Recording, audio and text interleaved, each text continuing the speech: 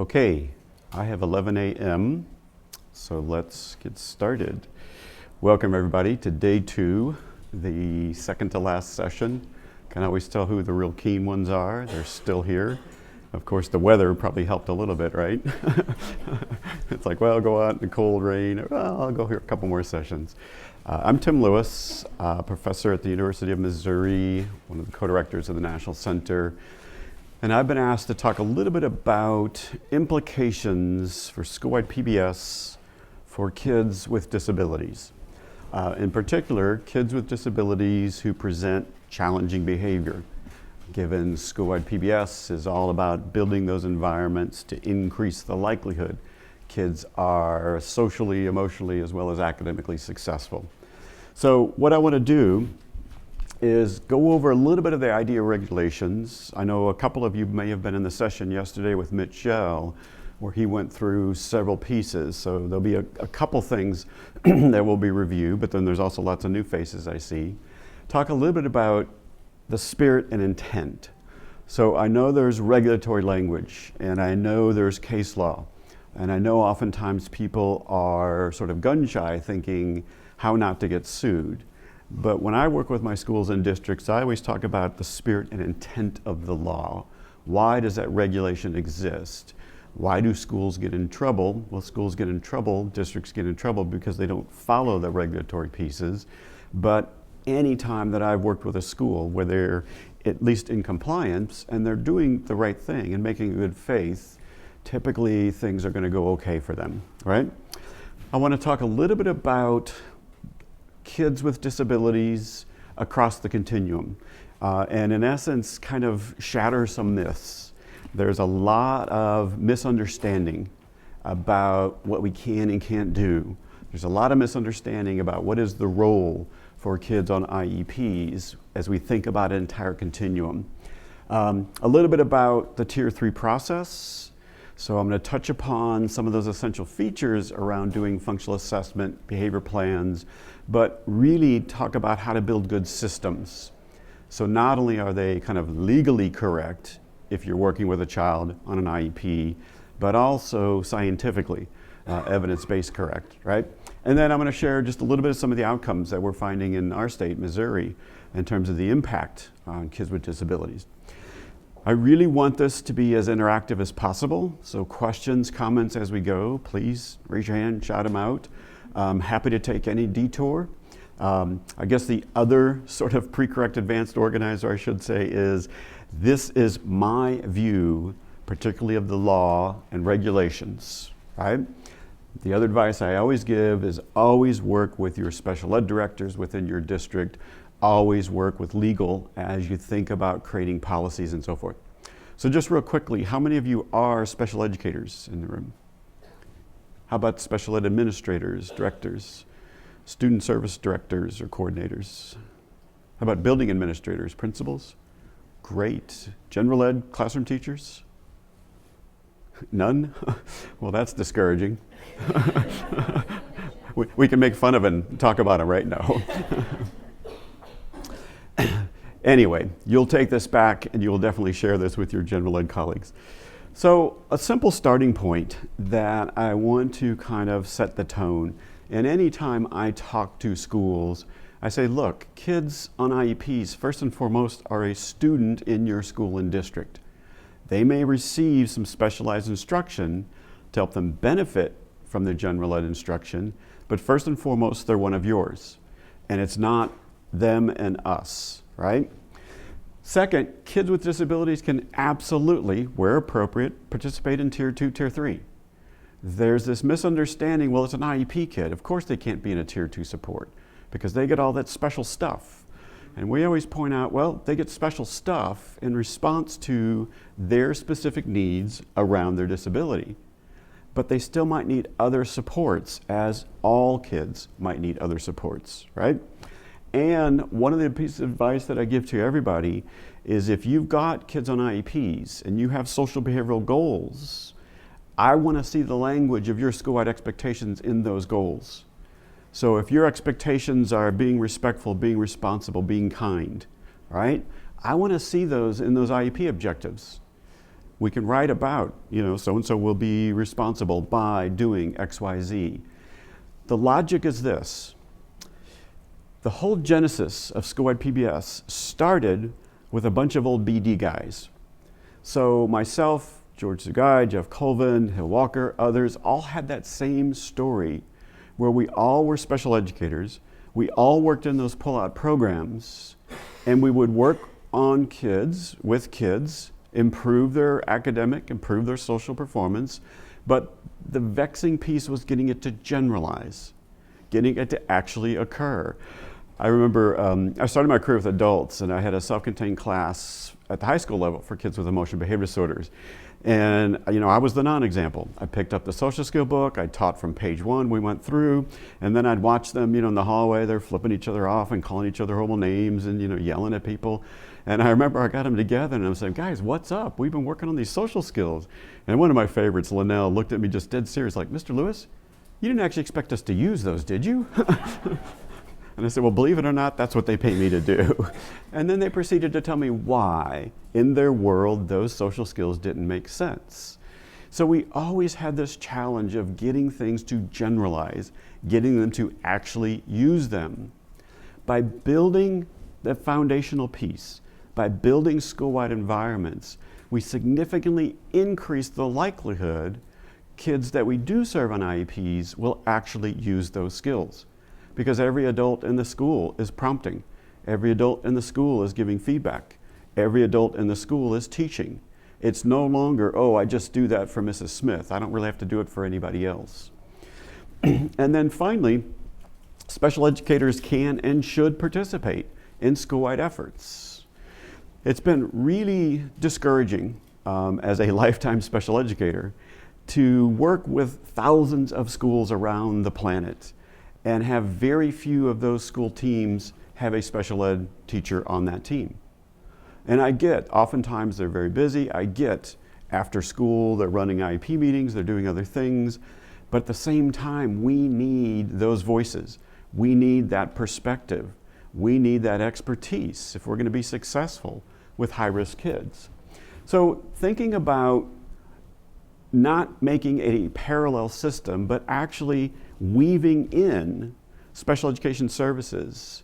And by special education, I'm going to be very all-inclusive. So we're also talking about kids who are receiving accommodations under 504, right? So any child who's getting some individualized supports, first and foremost, is a kid in your school. And you've all seen this many, many times. But if data indicate that those kids could benefit from some tier 2 supports, we put that in place.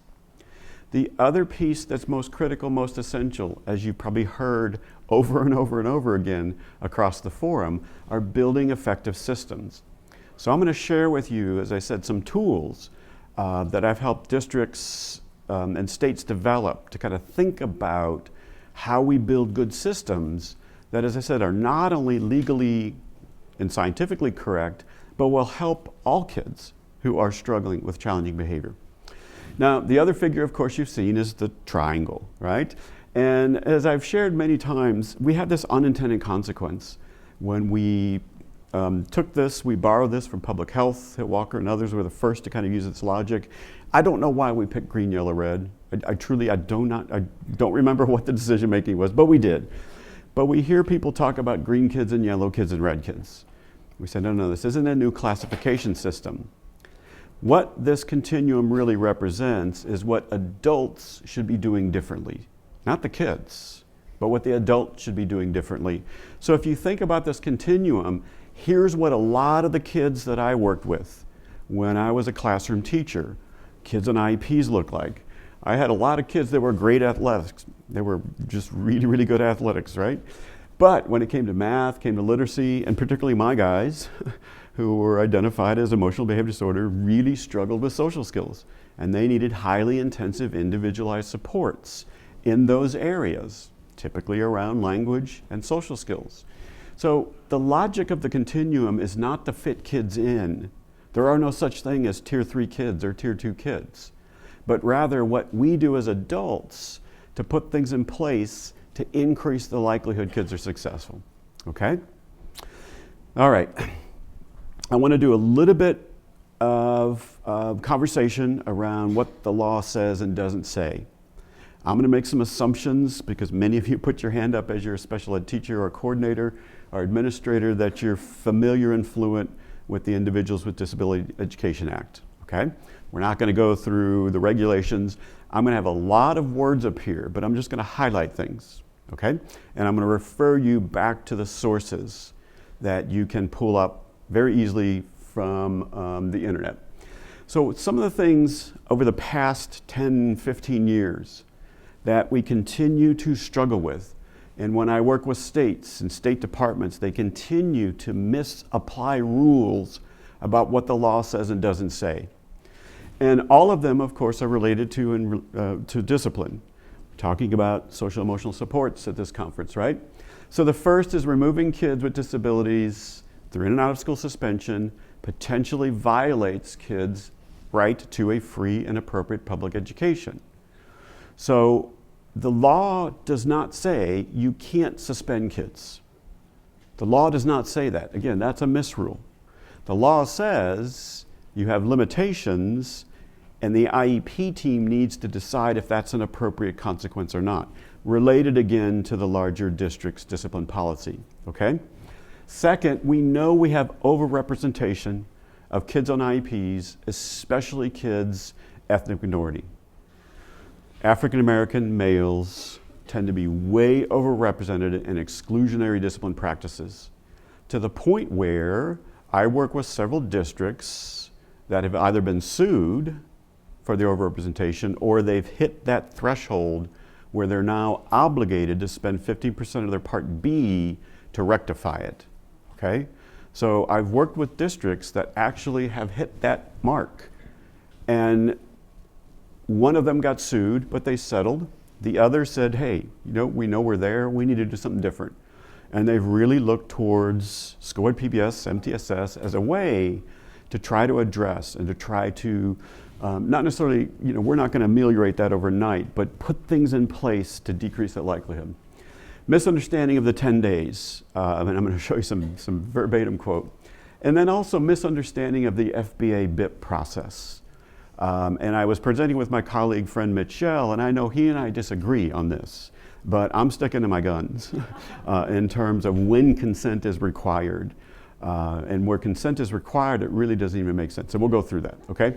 So I want to kind of just touch upon these, at least in terms of what the law says, doesn't say, what some of the directors of the Office of Special Education program have come out about, and then also my view, my slant, right? So the first one, again, you can't see this, but you are all probably aware, particularly if you're a special ed director, these Dear Colleague letters come out. And or a special ed director will write a letter to the Office of Special Education program saying, hey, can you provide clarification? And they will respond. All those letters are public information. These letters are not binding, okay? Congress passes the law, statute. Congress has authorized the Office of Special Education program to create regulations on the implementation of the law. Once the regulations are passed, public comment, they basically are done until the law is reauthorized. But people ask for clarification. So you'll occasionally get these Dear Colleague letters, and you'll occasionally get letters written directly back when somebody asks a question. And so what these letters help us do is to get OSAP's intent when they made that regulation and to try to clarify some misunderstandings.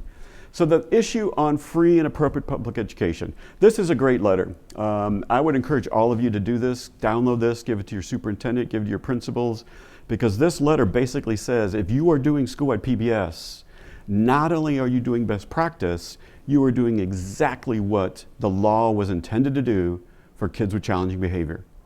So by doing that, you're a step up. By doing that, not only are you in compliance, you're an exemplar, okay? So some of the things in this letter.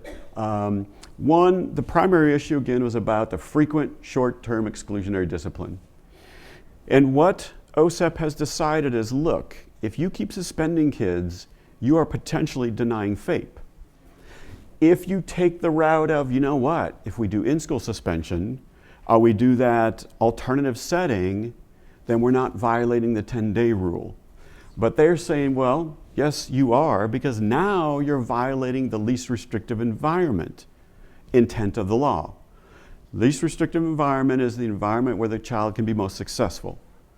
It's not de facto the general ed, but you've got to build a compelling rationale to pull kids out of general environments, right?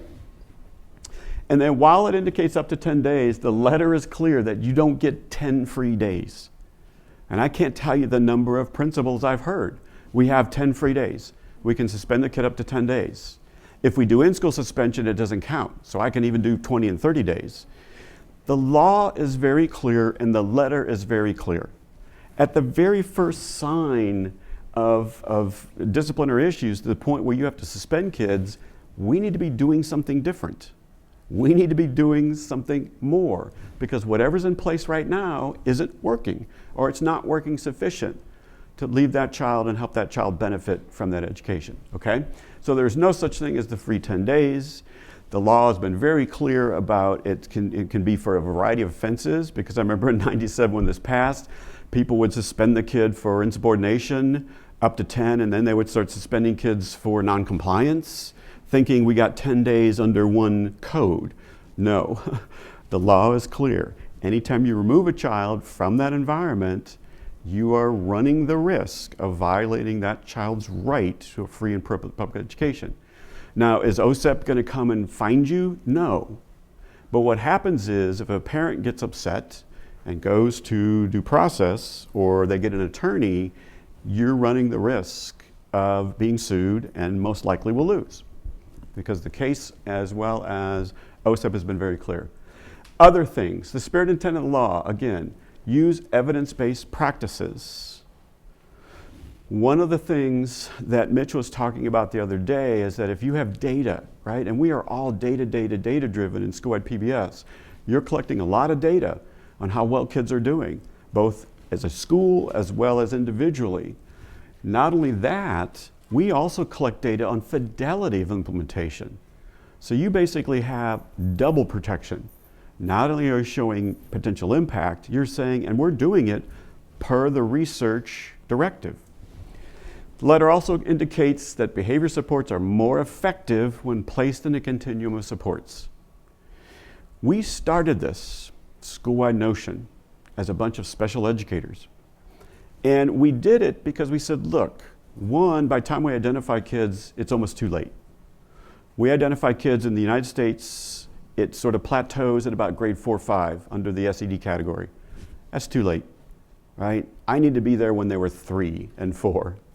Second, we also know that if we're going to help kids be successful, both at risk as well as identified, we've got to build those environments to increase the likelihood.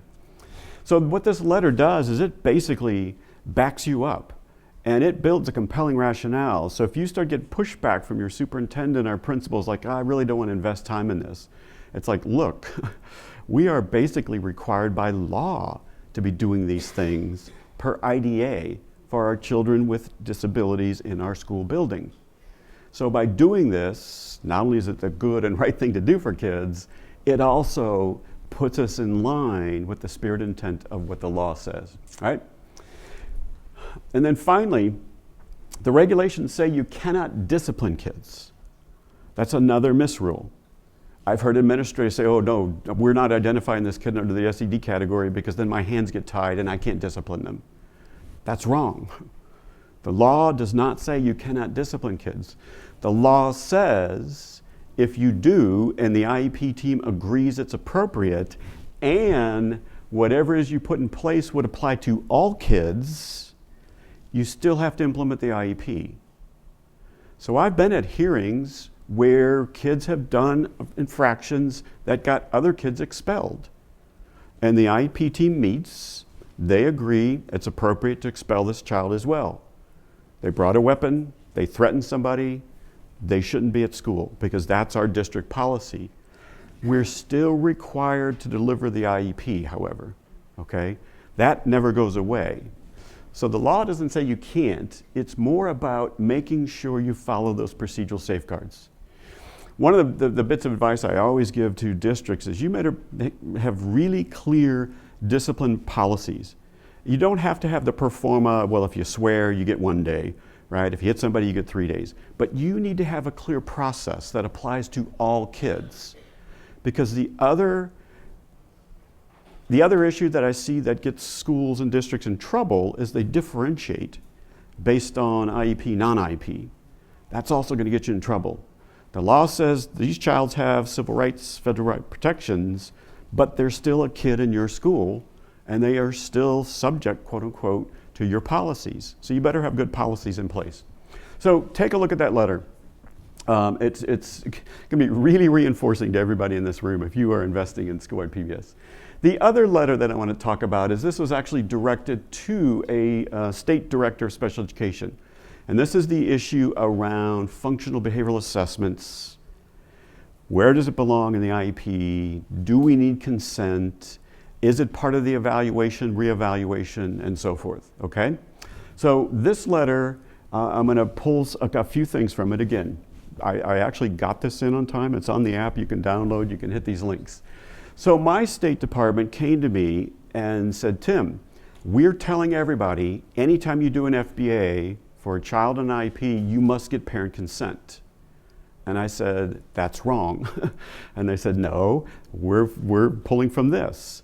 So what I did is I poured through this, I poured through case law, and I basically gave them this question: is parent consent required as part of ongoing instructional? My response, no. If the intent is for instructional purposes, you don't need parent consent. Because if that were true, special ed teachers in the room, every time you give a vocabulary test to figure out what to teach, every time you do a quick math assessment, you need to go get parent consent, right? That would be insane. It would truly hamstring your ability to do simple assessments to alter and tweak the environment. That's what FBA is all about. And the other thing I pointed out to my State Department, as well as anybody else who wants to listen, FBA logic and technology was never intended to be part of an evaluation process. FBA BIPs are not evaluation. They're basically assessments to match instruction environmental supports to what that child needs based on the function of his or her behavior.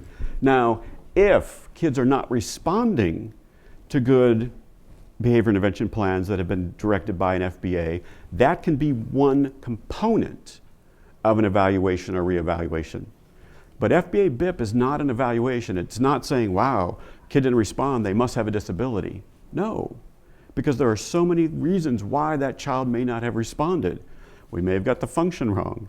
Something new happened in the environment.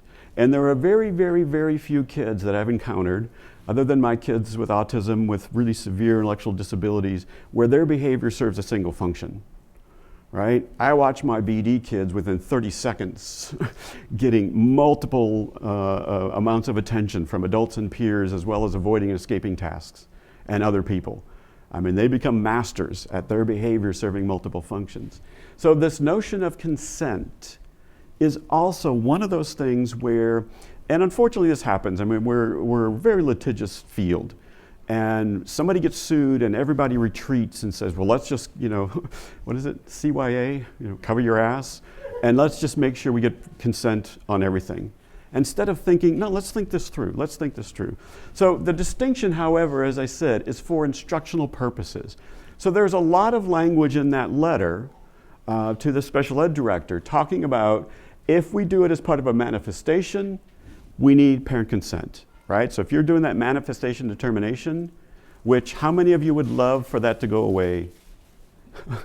I want everybody's hand up. I want it to go away. We still have no idea how to do it. There's still no good science on it. I actually chaired a group for CEC to think about reauthorization of IDA and make recommendations. We've put that all on hold given the current climate. So we're waiting till Congress decides they're going to reauthorize IDA, and then we'll come back with some of these recommendations. But that was one of them, is to streamline this, to make FBA, decouple it from discipline, decouple it from evaluation, make it more of an instructional piece. Other things, if an FBA is used, for example, in the context of positive behavior support as a process for understanding problem behaviors within the entire school and improve overall student behavior, you don't need parent consent. You guys do FBAs all the time.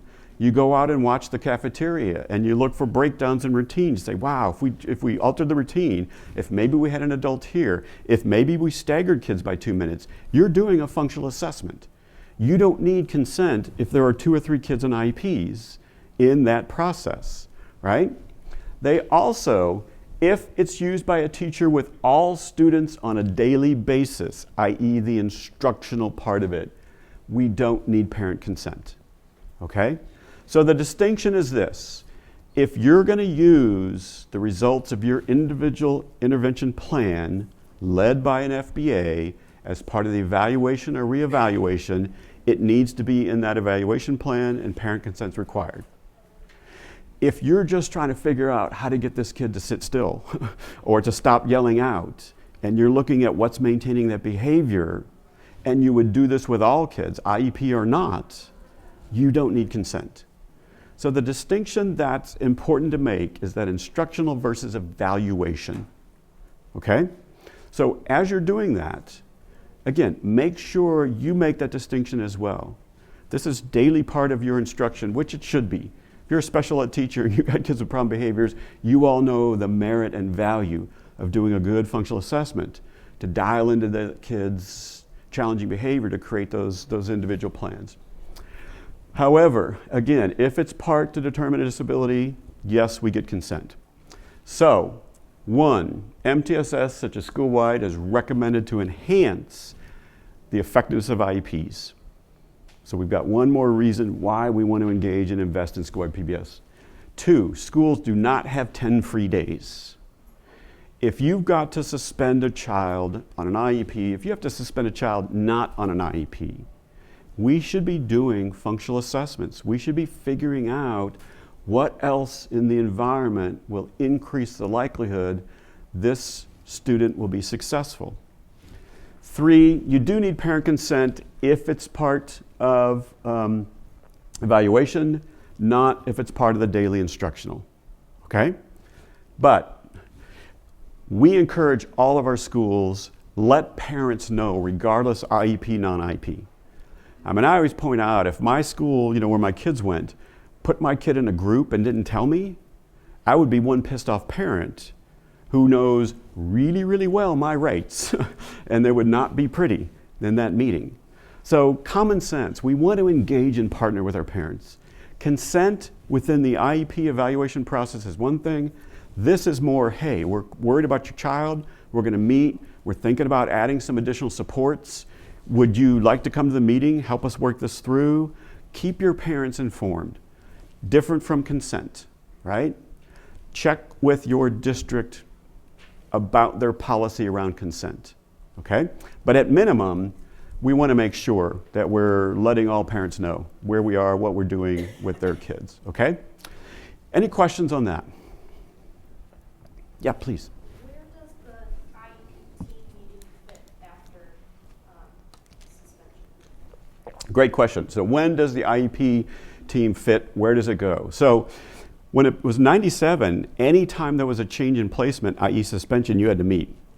And people quickly figured out, oh, that's going to be way crazy undue burden. So the law is real clear now that if the child is suspended, the IEP team has to review the current FBA BIP. So right there in the law, it's suggesting you should have one in place anyway. And if not, you have to conduct one. Let's say it's the second time the kid gets suspended. You have an FBA-driven behavior intervention plan. What the law says is all IEP team members need to review that. If the IEP team thinks it's still appropriate, then we continue on. If anyone on that team, including the parent, says, well, wait a minute, if it's working, he wouldn't be sent home again, then you need to reconvene the IEP team. You need to re-examine your assessments. You need to re-examine the plan. Now, it could be that you still say, well, no, it's still on. This was just one of those odd events. Kid's never been in a fight in his life, and he got in a fight. That's why he got suspended. The FBA is still appropriate, our behavior intervention plan is still appropriate to get him to maintain focus, stop disrupting the gen ed class and so forth. So the law says the team just needs to review it. And if anybody on that team says, hey, let's meet, then we meet. If everybody's okay with it, we don't meet. But one of the things you guys need to do is document you made that attempt, particularly with the parent. Sending home that notice and telling the parent what they need to do if they want to meet again, okay? That's really important, because if down the track the parent says, hey, wait a minute, I didn't know anything about this, you've got that record, okay? Other questions? Yeah? Can I say that's for any suspension, or our practice is that doesn't happen unless we have an MDR? They have yep. It's around that 10 days. But if you read the law, it keeps suggesting you should do these things. So in terms of mandatory, you're correct. It's that 10 days. If the manifestation says it's not, we're okay. All these moving parts. The challenge that I've seen, other than really rare, unique things, I remember there was a student with hearing impairment, a deaf student, got in a fight, right? And so it wasn't a manifestation of his disability. Well, wait a minute, he got in a fight because kids were making fun of the way he was speaking. So how do you uncouple? I don't know how to do that. And I've not seen anything really good out there in the literature that helps educators consistently do that. But you're absolutely right. You are correct. You are legally correct. What I'm talking about is we should be doing this anyway before the law kicks in and says, now you got to do it, right? You're saying you should be doing it from an instructional standpoint, but Yep. those objectives on that IEP, Yep. or through your MTSS process of putting tier 2 and 3 schools in place, those goals identified for those students, it's part of that instruction that you're doing anyway, so you should That's right. be in a city container process. Absolutely. That's exactly what I'm saying. Thank you. The other bit of advice that I give schools and districts is, if you're doing FBAs, you can indicate kind of the outcomes in your present level and your goals and objectives from your individual plan, put in the IEP, but don't put the overall instructional plan in the IEP. What do I mean by that? If you embed it in the IEP, every time that kid's semester changes or new kids come in or it's not working, you have to reconvene the IEP. But if you're still working on those overall goals and you realize, wait a minute, we missed the function here, or semester change, he's in an all new class and he's falling apart again, let's go in and do some functional assessment. We don't want to have to reconvene that IEP to do that, okay? So I always encourage schools to keep that separate, document it, make sure it's available, but don't embed it in the IEP, because then every time you do, we've got to reconvene the IEP, okay? Other questions? All right, so let's talk now, independent of the law, what does best practice look like? How do students on IEPs, non-IEPs fit within this logic, okay? And so we're going to focus primarily in this tier 2, tier 3. All kids belong in tier 1, IEP or not IEP. I was telling the group the story, I can't remember, yesterday, someone along the way. George Sugai tells this great story about being at a school visiting and watching the principal saying hello to everybody coming in, and a little guy passed and she just kind of looked and didn't say a word. And he went over and asked, it's like, well, you've been saying hello to everybody and greeting, why didn't you say hello to that guy? He's like, oh, that kid's on IEP, he gets all kinds of an individual attention. He doesn't need my attention. It's like, wrong, right? It's a kid in your school. All means all. That's what universal means. So every child in IEP, non-IEP, still has access to all universal supports, right? So let's talk a little bit about tier 2, tier 3. Here's some of the challenges. First of all, nobody owns tier 2. Tier 3 are counselors, school psych, social workers, special educators. We've lived in that area forever. Universal, that's a great idea. Who owns tier 2? The other thing is that I've never been in a school, a single school, that has enough behavioral expertise to build the whole continuum. When we get to tier 3, even tier 2 somewhat, it requires district resources. So one of the themes that you've probably been hearing across the last couple days is building district-wide. Because tier 2, tier 3 is going to require ongoing professional development. One of the things I love to do when I train new teams and there's 1,000 people in the room, I say, put your hand up if you've had at least 2 classes at university in teaching social behavior. And a few hands will go up. I said, if your hand's up, you're a counselor, you're a social worker, you're a school psychologist, you're a special educator. If you're not one of those, you're a rare bird, right? We haven't given our colleagues in general ed, administrators and teachers, the skills to do these things that require not only in Tier 1, but Tier 2 and Tier 3 especially.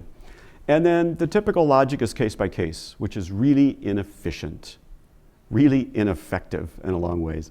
I was working with this special center that they provided behavioral supports to all these cooperating districts, and I told them, I said, you guys realize that you are just wasting every minute of your day. And they're looking at me like, what are you talking about? It's like, well, you're going in there and you are doing these things in earnest and you're working really hard, you're creating plans, but then you leave.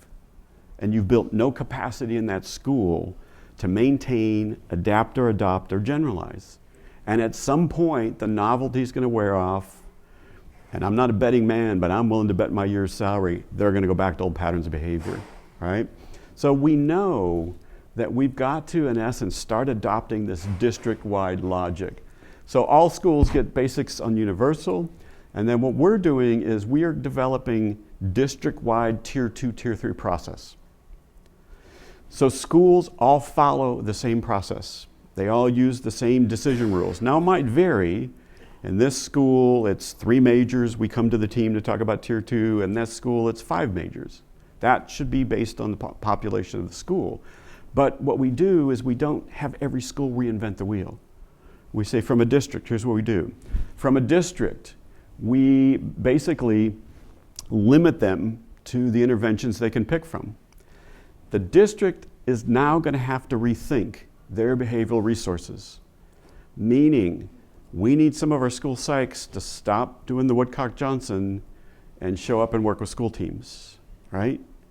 We need special educators to free up some of their day to meet with that team to help plan and talk about how you differentiate or build accommodations. So it's going to require, again, that district rethinking, repurposing. So the steps that we go through, we start with reviewing district data. We build their system based on the data. I tell them designate a build team. You guys, anybody Mythbuster fans? Remember Mythbusters, right? For a while it was just Jamie and Adam, and then all of a sudden it's like they had a build team. It was the other 3, I can't remember their names now.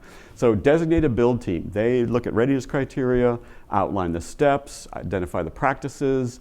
They then provide the PD for the teams. They then are the coaches. So I used to spend a lot of my time, and my people at my center spend a lot of time in front of school teams training. We don't do that anymore. What we do is we work with district people behind the scenes, and the district folks are the ones that go to the school and help them set up their Tier 2 system. It's district folks who show up and help them build these Tier 3 teams, okay? So some examples of data. This is actual school district data that we're working with. We looked at comparisons between the TFI and the SAS. School team says, yeah, we're doing it. Everybody else in the school says, what? We were doing school-wide PBIS? We've got a problem, right? What we want to see are things like this. We looked at overall end of the year, right? Inappropriate language defiance were the major offenses. So we need to start thinking about, okay, what Tier 2, Tier 3 supports can help address that. We look at time of day. Again, so these are data for the entire school district at the end of the year. These are data by ethnicity. So again, we've got some disproportionality, but overall this district is largely white. We also break it out by IEP kids and non-IEP kids. Are we not meeting kids on IEPs in terms of what we're implementing?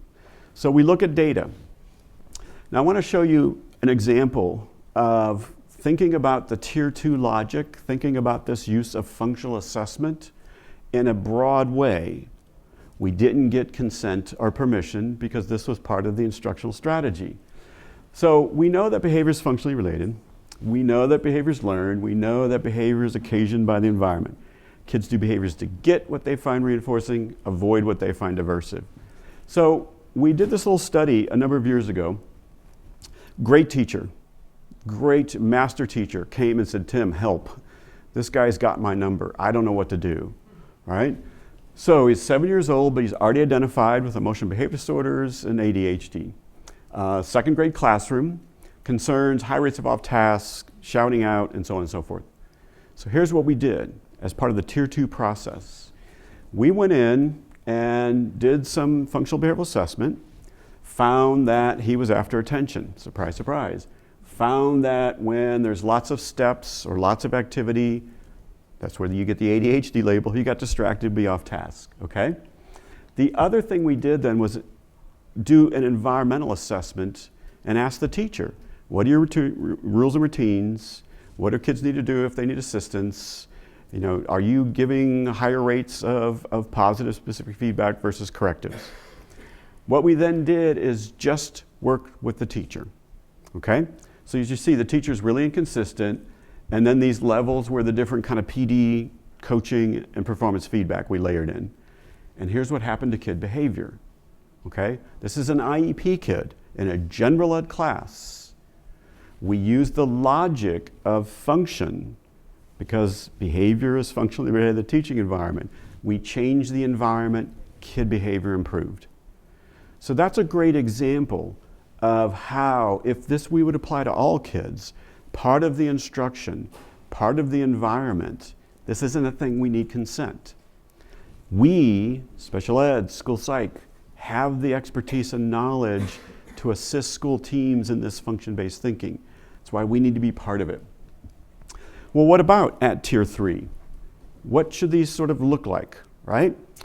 Now, once again, I'm talking about best practice independent of IEP, non-IEP. The distinction is this: if services at Tier 2, Tier 3 are available for all students based on your decision rules, you are not delivering special education. FBA is not special ed. There's nothing we do in special education that is special ed. It's specialized instruction based on individual kid need, delivered by somebody with a little bit more expertise in doing that. There's not a specific practice like, oh, that's special ed. You would never do that with a kid without a disability. Very few things, right? Even mobility exercises, even OTPT can benefit lots of typically developing kids. So this strategies and what we're doing is putting things in place for all kids, right? All kids. It's got to be part of the continuum, quick, supportive, and as I said, it's based on functional assessment. Now, one of the things we know at Tier 3, we've got to have that clear process. We are always going to have behavioral expertise. We've tried to eliminate our specialist. It just doesn't happen. We need that school psych. We need that BCBA. We need that special educator who gets functional assessment to help guide this process. The other thing that has to be in place is everybody in the school has to understand the logic of functional behavioral assessment. People get frustrated with us. Your school was probably among them. They came to that training for those tough kids. And we spent the first 2-3 years talking about universals. And it's like, well, but we've got to work with those tough kids. And we kept saying, but you got to get your house in order first. We need foundations. The reason we need that is because I want every school team and every educator in your school to have what I call the aha moment. And the aha moment is, wow, when we have adults in the hallway during transition, fewer kids are late. Wow, when we change the routine in the morning, we have far fewer fights. Wow, when I increase my rate of specific feedback, I see fewer problems. What they're doing is connecting same kids, same neighborhoods, same risk. The only thing that's changed is us. We changed our behavior and kid behavior changes. Until they get that, you're not going to be successful at Tier 2, let alone Tier 3. Because you'll still get that pushback, well, it's not fair, I don't have time, special ed should do that, I don't have the expertise. You don't hear that in schools that truly build the whole continuum. They say, hey, I need help. And that's a fair statement from our colleagues. But you've got to develop that logic where they understand. Right? We tell everybody 4-to-1. For every corrective, you need to give kids at least 4 positives. We tell them. But then all of a sudden we get that one kid. It's like, oh, except for her. Right? Stop giving her specific positive feedback because she finds it incredibly aversive. Yes, most kids respond. Yes, it's a great strategy for most, but not her. And until you get to that point where teachers understand, okay, I've got to change my environment if kids are going to be successful, you're going to have limited impact. And again, that was my example of this center that was coming in and doing these plans without any sort of foundational pieces. So why would you conduct a functional assessment? Here's why. These are all IEP kids. These are percentage of inappropriate behavior. We went in and did a functional assessment, and then we just said, teachers, what do you think we should do? And teachers came up with a variety of interventions not based on function. Not only did it not work, it made it worse. Because you're monkeying with the kid, right? The kid's like, I thought we had an understanding. You don't ask me to do anything, you never ask me to write, and I don't trash your classroom. What's going on? You know, we shook on it and everything. Emma here was one of those kids that we talk about low frequency, high intensity. So it doesn't look real impressive, but when Emma went, and Emma took everybody with her, okay? So once we put in the function-based intervention, problem behavior all but disappears. Poor Matthew here had a bad day, and kids are always, it wasn't my fault. It really wasn't his fault. The target setting here was the lunchroom, and a bunch of kids were pushing and shoving and throwing stuff at his table. He got in trouble because he was at the table, so of course he expressed his frustration with getting in trouble, as you would expect a child with a behavior disorder to do. So the steps that we put in place, IEP, non-IEP, we build these skill sets. We build this process district-wide. So every school in the district follows these 7 steps.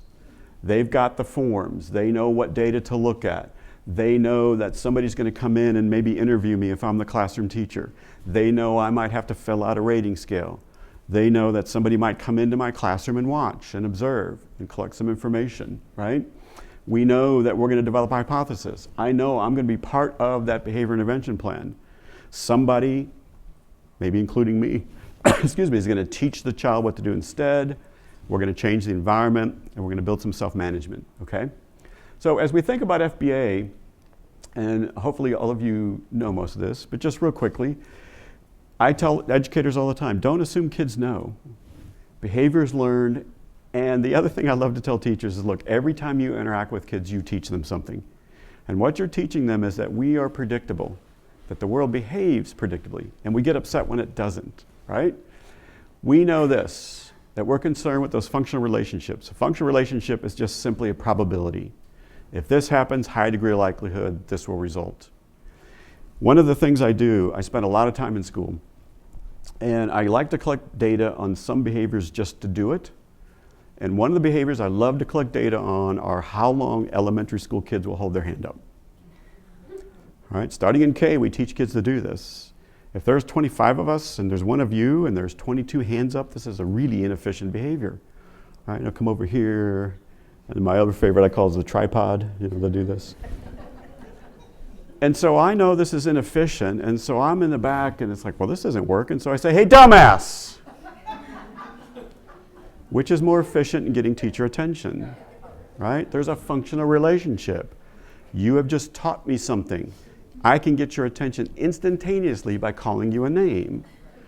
Now, we talk a lot about most of us are not going to want the attention we're going to get.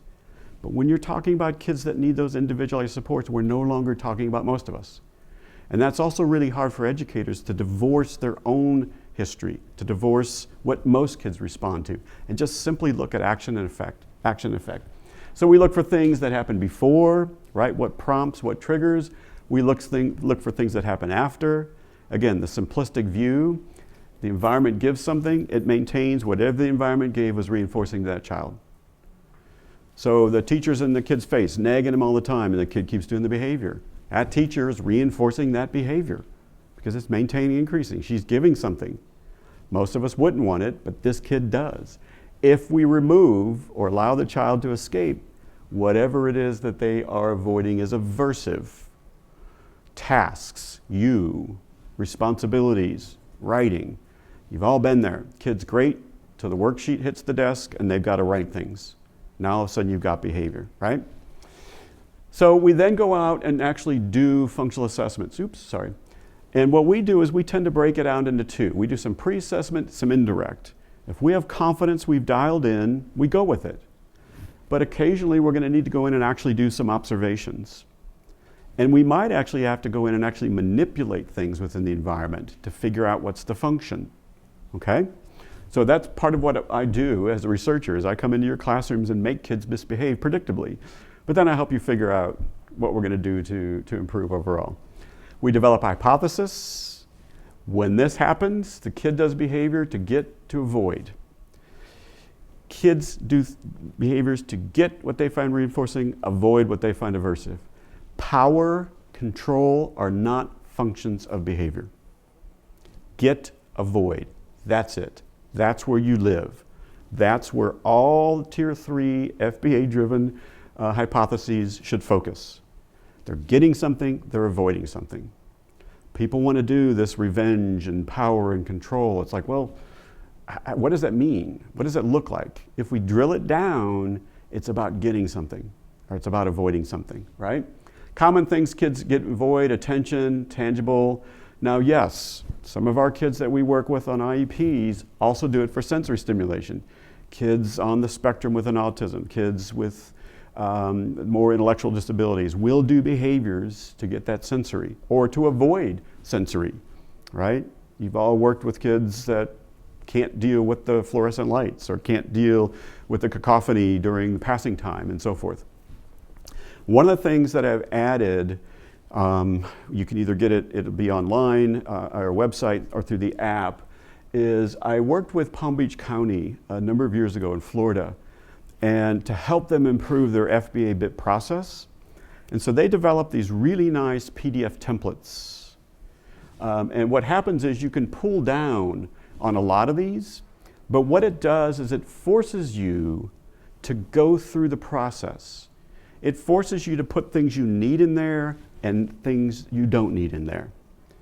It actually, on the hypothesis, has those blanks. The kid when asked to write, the kid will use profanity to avoid the task. All we do is fill in those things. Asked to write, profanity, avoid the task. We don't want pages and pages. We want to focus in on what's maintaining occasion that behavior. Okay? So that's in you can download when you access the PowerPoints. We create plans then based on the function. If the function is to get attention, we teach social skills to get attention appropriately. If it's to escape, how do you escape pro-socially? So, I ask teachers, you got a bunch of tasks in front of you, hard ones, easy ones. What do you do first? We all do the easy ones first, right? Because we can, I'm working, but we're really putting off that hard one. We rarely give kids that option. All right, open your book, page 1 through 10. A lot of kids who are escaping tasks say, all right, here's the 3 things you've got to accomplish this morning. You pick what you want to work on first. And we might build other strategies such as, and if you need help, I'll hook you up with a peer tutor. I'll let you work with a peer tutor, right? So there are ways to make things less aversive. Now, here's the real key. When the child does the behavior, the quote-unquote appropriate, it needs to result in the same or similar outcome.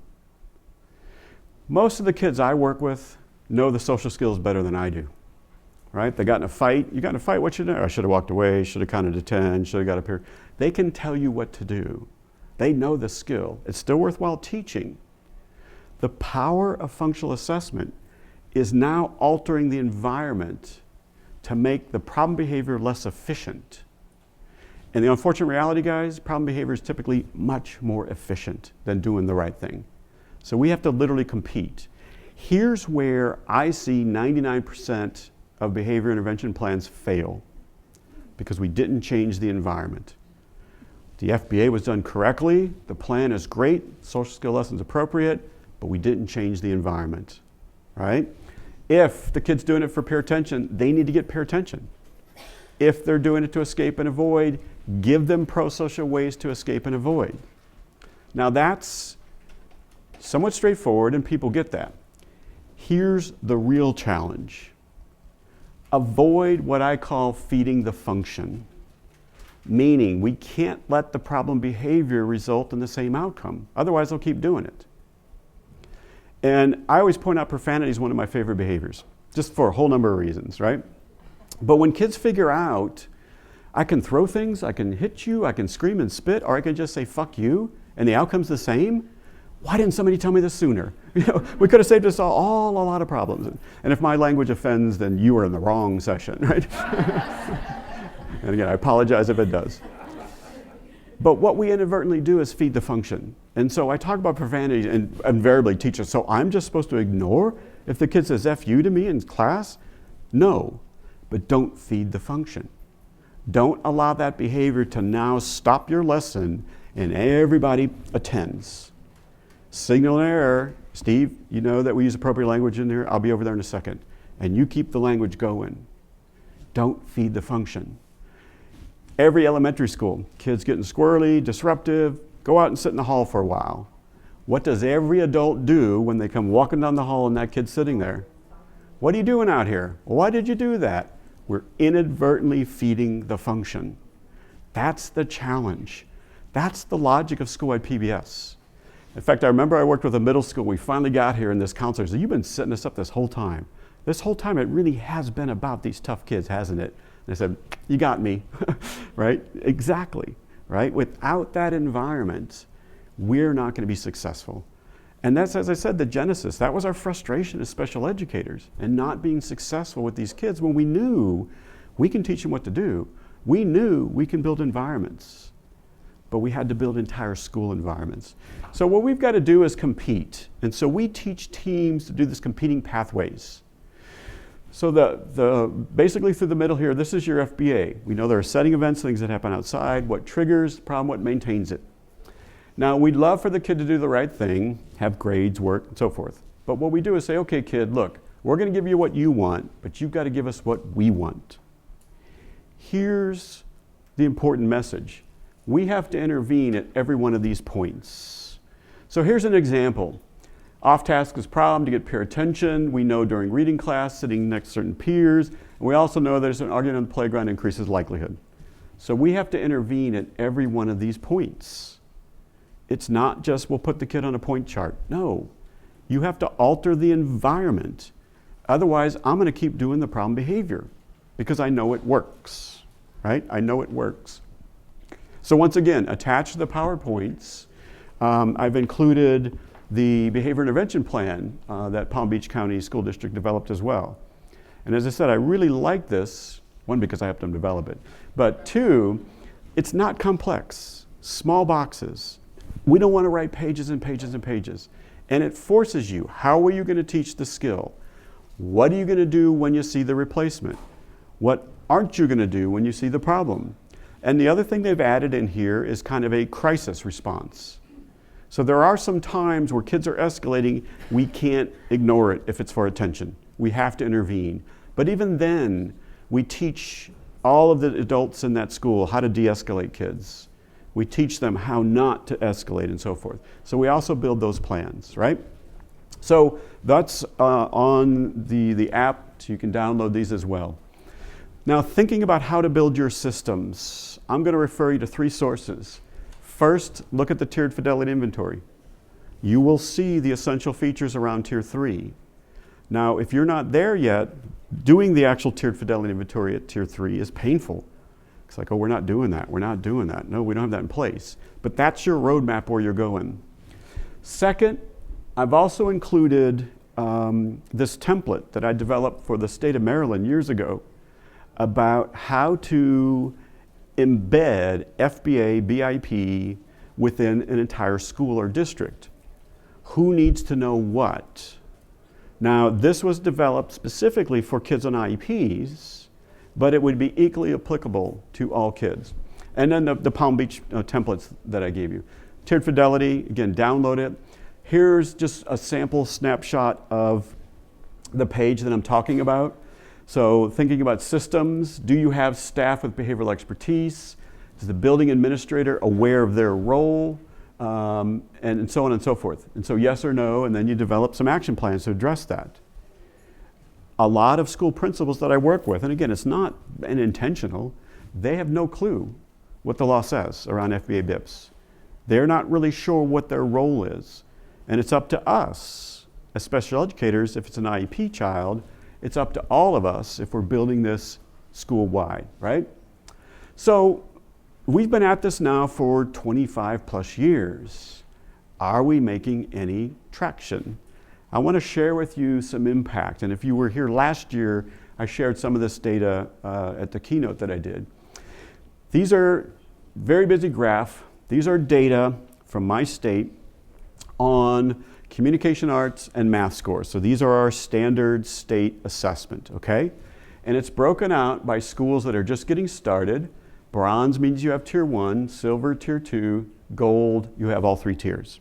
And then these are non-PBS schools, and these are all the schools in the state of Missouri.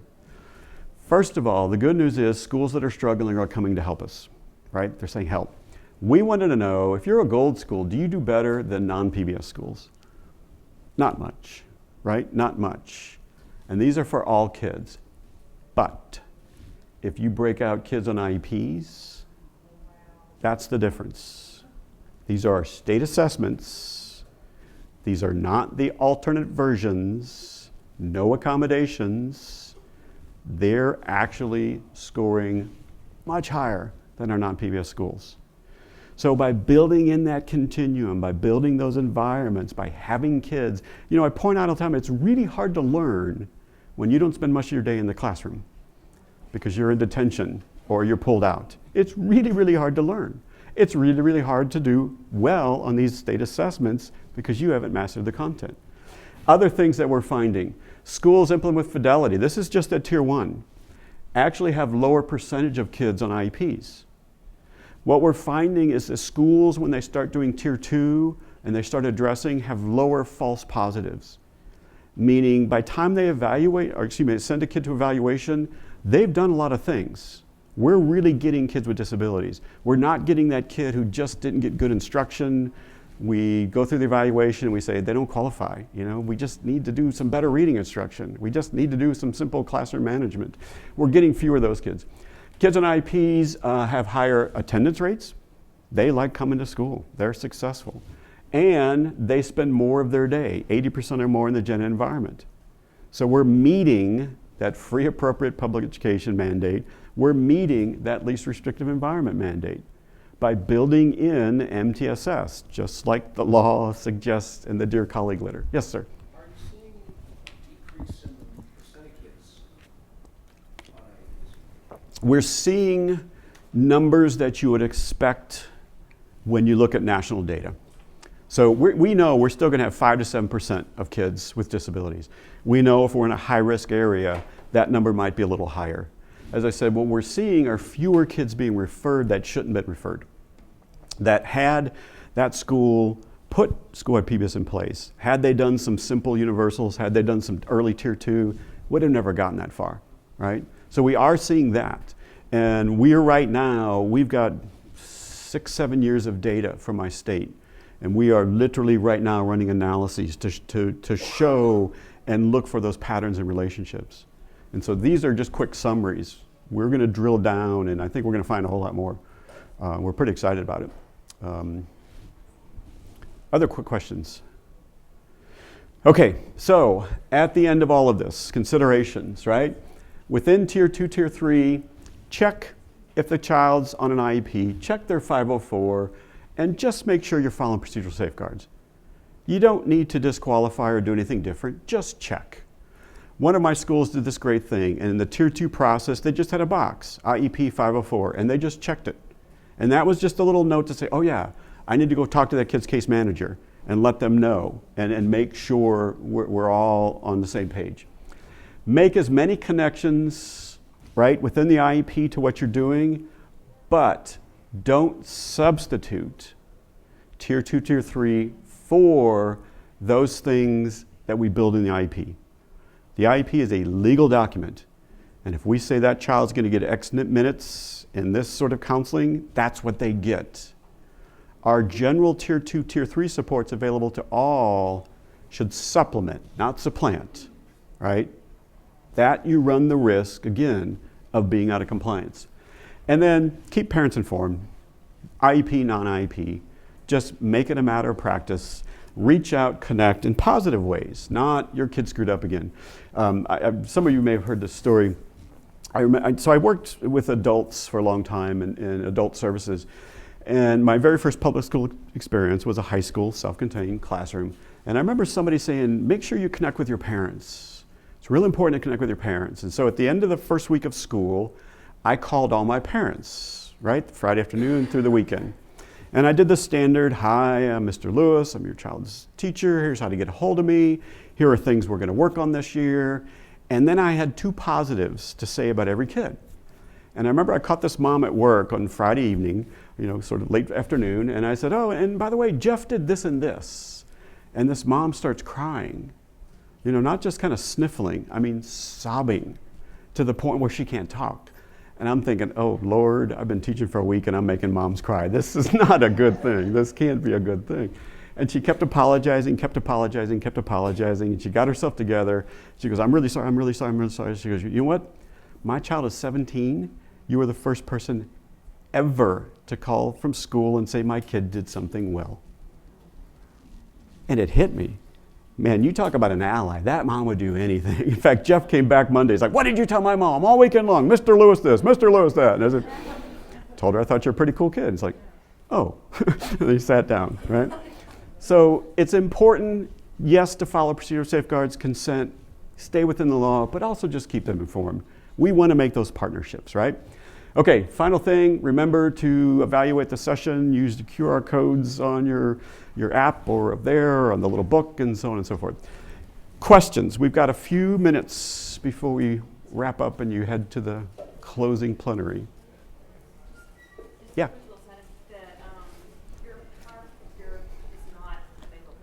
It's not. Yeah, the PowerPoint is not available. I will follow up. I sent it in. Arlene gave me the thumbs up, but I will send it all to her again.